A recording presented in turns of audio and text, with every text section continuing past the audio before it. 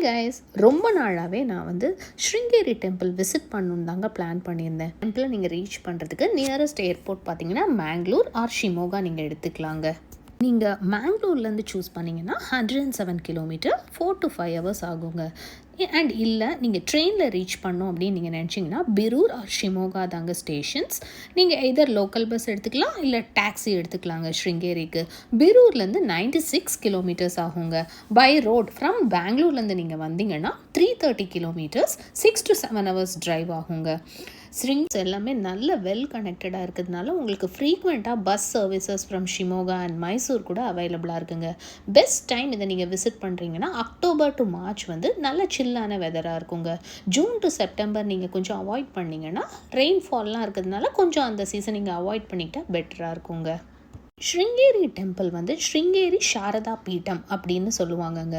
இதை actually found பண்ணது வந்து ஆதி சங்கராச்சாரியா. இது வந்து காடஸ் சரதா, அதாவது சரஸ்வதியோட டெம்பிள். இங்கே சரஸ்வதிக்கு ரிச்சுவல்ஸ் எல்லாமே இங்கே ஆக்சுவலி பண்ணிகிட்ருப்பாங்கங்க. அண்ட் இதோட லொக்கேஷன் வந்து பார்த்திங்கன்னா துங்கா ரிவருக்கு ஜஸ்ட் பேக் சைடில் இருக்கும்.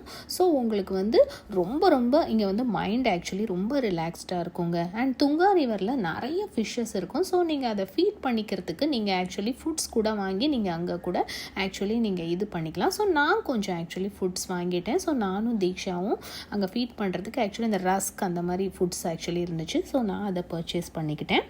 ஸ்ரீ சாரதா டெம்பிள் வந்து டெடிகேட்டட் டு காடஸ் சரஸ்வதிங்க. வித்யாசங்கரா டெம்பிள் வந்து இது வந்து ஒரு ஏன்ஷியன்டான சிவன் டெம்பிளுங்க.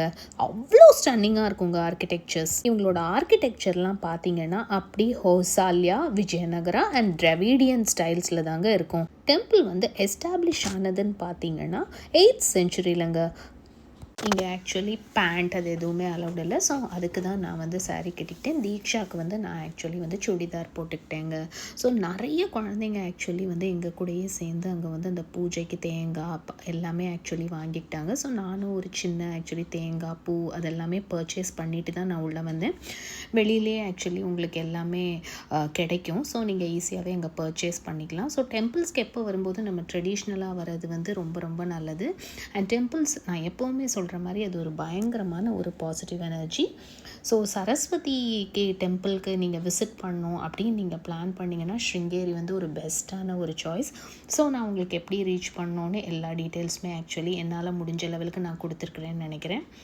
ஸோ உங்களில் எத்தனை பேர் இந்த ஸ்ருங்கேரி டெம்பிள் விசிட் பண்ணணும்னு நினச்சிங்கன்னா டெம்பிள் வந்து அவ்வளோ க்ளீனாக, அவ்வளோ நீட்டாக, அவ்வளோ ரொம்ப நல்லா இருந்துச்சுங்க.